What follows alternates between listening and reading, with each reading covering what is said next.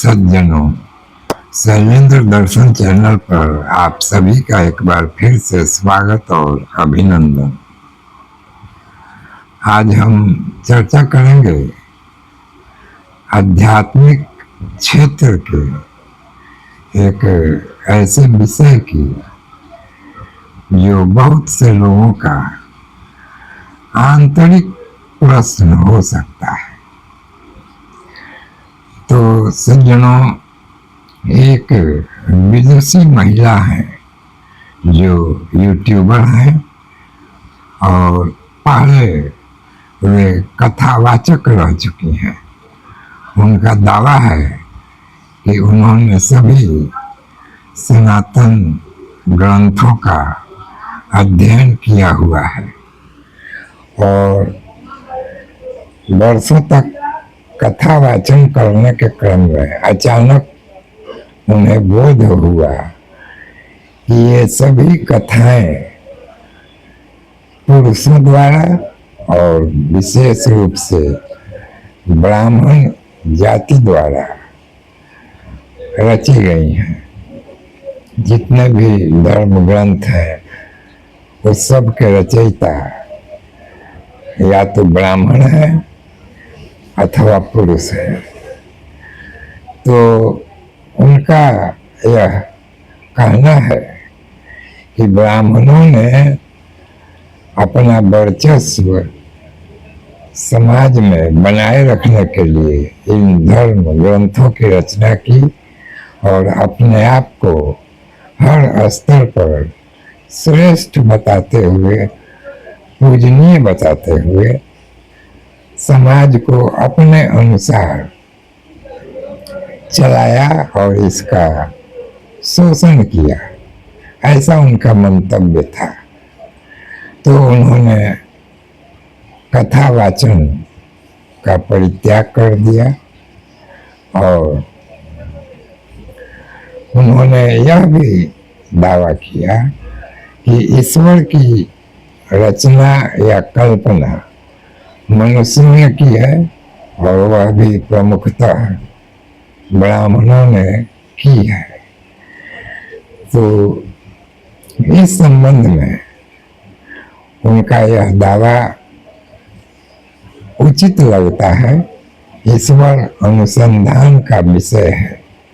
उन्हें स्वयं ईश्वर की अगर आवश्यकता है तो ईश्वर का अनुसंधान करना चाहिए और ईश्वरीय चेतना में यदि उनको विश्वास है तो यह कार्य वे स्वयं कर सकती हैं और ईश्वर की कल्पना या ईश्वर का बोध मनुष्य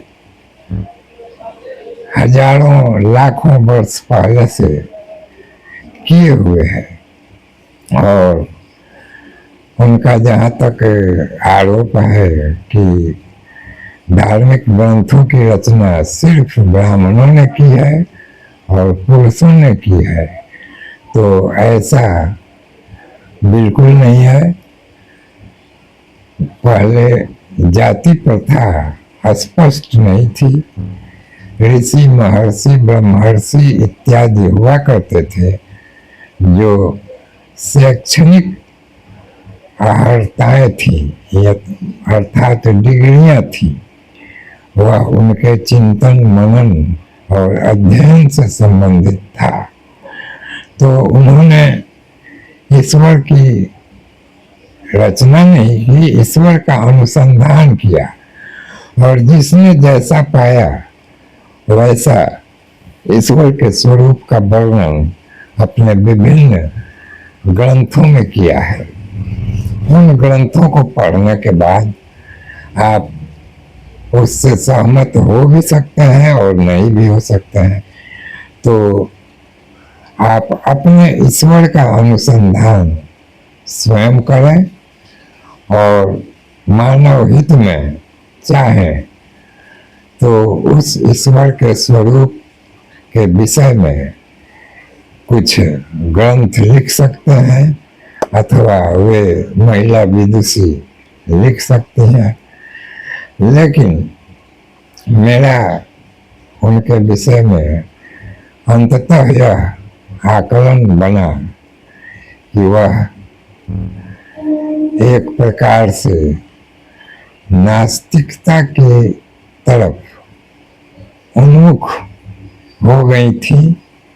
इसका कारण चाहे जो रहा हो, यह स्वाभाविक है कि किसी विषय को जानने का बहुत ज़्यादा प्रयास करने के बाद अगर अपना संतोष उसमें नहीं मिलता है तो व्यक्ति उससे विमुख होकर उसका आलोचक बन जाता है।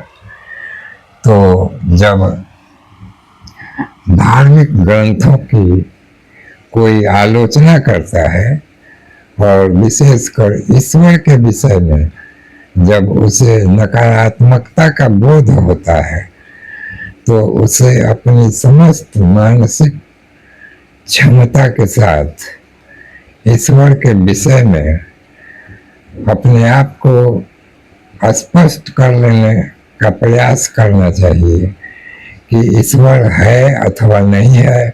अगर नहीं है तो वह उसकी आलोचना भी न करे, क्योंकि जब है ही नहीं तो जो वस्तु नहीं है उसकी आलोचना कैसे की जा सकती है, उसकी अच्छाइयों बुराइयों को कैसे बताया जा सकता है जब उसका अस्तित्व ही नहीं है।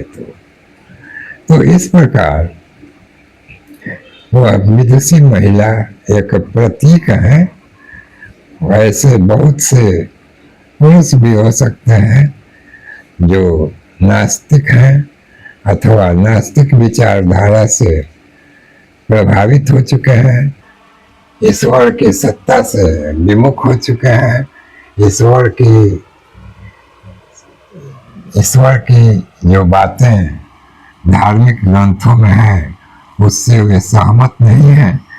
तो अपना अपना ईश्वर अनुसंधान कर लेना चाहिए, अथवा ईश्वर की आवश्यकता नहीं है तो आप बिना ईश्वर के भी रह सकते हैं, यह कोई बाध्यतामूलक नहीं है।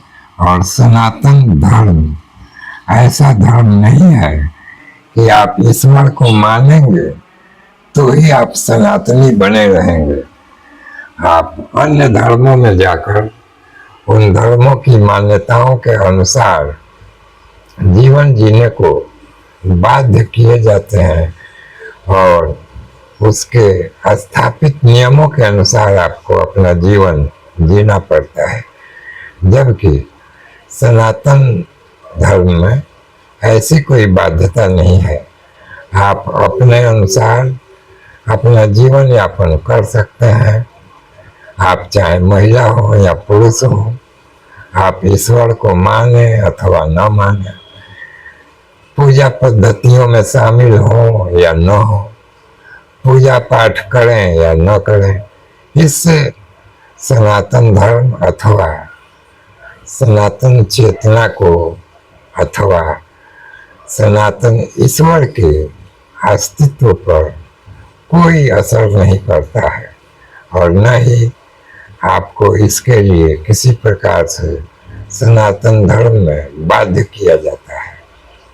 बहुत से लोग सनातन धर्म को इसकी सामाजिक संरचना को लेकर भ्रमित रहते हैं, जिसमें 4 वर्णों की अवधारणा है। तो यह बहुत पुरानी बात है और जाति प्रथा एक समाज को व्यवस्थित करने की प्रथा थी, जो समय के साथ आज के युग में परिवर्तित हो चुकी है और उसका महत्व अब नगण्य हो गया है। तो जाति प्रथा को लेकर चिपके रहना भी एक तरह की मानसिक दिवालियेपन का प्रतीक माना जाएगा, क्योंकि जाति प्रथा आज के समय में उस प्रकार से प्रभावी नहीं है या जीवंत नहीं है जिस प्रकार से 200-400 साल पहले या हजारों साल पहले समाज में प्रचलित थी। और अगर गहन अध्ययन किया जाए तो जाति का संबंध पेशागत रूप से पाया जाता है, अर्थात विभिन्न जातियां विभिन्न प्रकार के अपने पेशा अर्थात अपने जीवन यापन की पद्धति के कारण उन जातियों में विभाजित की गई और उन्हें जाना, पहचाना और माना गया। तो सज्जनों, आज के वीडियो को यहीं सीमित करते हैं, क्योंकि यह विषय खत्म होने वाला नहीं है। मेरे ध्यान में वह वीडियो आ गया था जिसमें उक्त विदुषी महिला ने इस प्रकार की चर्चा किए थे।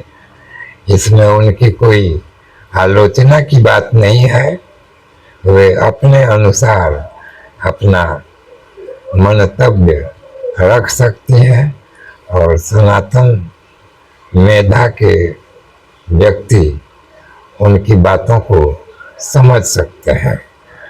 तो धन्यवाद सज्जनों, फिर मिलेंगे अगले वीडियो में इसी प्रकार किसी धार्मिक, मांत्रिक, आध्यात्मिक या ईश्वर अनुसंधान संबंधी चर्चा विमर्श के साथ। धन्यवाद।